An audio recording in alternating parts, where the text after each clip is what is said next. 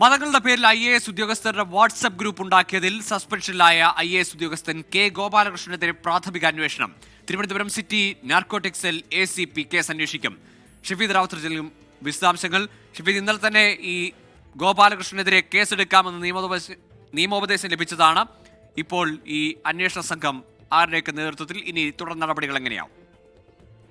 കോഹ്ലി സംസ്ഥാന സർക്കാരിനെ വലിയ പ്രതിരോധത്തിലാക്കിയ IAS ഉദ്യോഗസ്ഥരുടെ പേരിലുള്ള വാട്സ്ആപ്പ് ഗ്രൂപ്പ്, ആ സംഭവത്തിൽ ഇപ്പോൾ മുൻപ് വ്യവസായ വകുപ്പ് ഡയറക്ടറായി ഇപ്പോൾ സസ്പെൻഷനിലിരിക്കുന്ന ഗോപാലകൃഷ്ണനെതിരെ പ്രാഥമിക അന്വേഷണത്തിന് പോലീസ് തീരുമാനിച്ചിരിക്കുന്നു. തിരുവനന്തപുരം സിറ്റി നാർക്കോട്ടിക്സ് ACP ഈ സംഭവത്തിൽ പ്രാഥമിക അന്വേഷണം നടത്തും.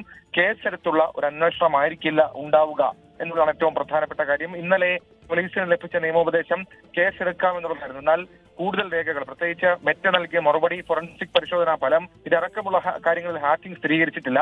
ഈ രേഖകൾ പരിശോധിക്കാതെയായിരുന്നു നിയമോപദേശം ലഭിച്ചത്. ഇതിന്റെ അടിസ്ഥാനത്തിൽ കൂടുതൽ നിയമോപദേശത്തിനായി ഡയറക്ടർ ജനറൽ ഓഫ് പ്രോസിക്യൂഷനെ വീണ്ടും പോലീസ് സമീപിച്ചിരുന്നു. എന്നാൽ പ്രാഥമിക അന്വേഷണം നടത്തുന്നതിൽ തടസ്സമില്ല എന്നുള്ള ഒരു വിലയിരുത്തലിന്റെ അടിസ്ഥാനത്തിലാണ് ഇപ്പോൾ പ്രാഥമിക അന്വേഷണത്തിന് തിരുവനന്തപുരം സിറ്റി പോലീസ് കമ്മീഷണർ നിർദ്ദേശം നൽകിയിട്ടുള്ളത്. എടുത്തതിൽ തീരുമാനം അത് പ്രാഥമിക അന്വേഷണത്തിന് ശേഷം മാത്രമായിരിക്കും ഉണ്ടാവുക. ഏതായാലും കെ ഗോപാലകൃഷ്ണൻ IASനെതിരെ പ്രാഥമിക അന്വേഷണം ആരംഭിക്കുന്നു പോലീസ്. അതിനുശേഷമായിരിക്കും കേസ് രജിസ്റ്റർ ചെയ്യണമോ എന്ന കാര്യത്തിൽ തീരുമാനമെടുക്കുക. ഷഫീദ് റാവുത്തറാണ് വിശദാംശങ്ങൾ നൽകിയത്.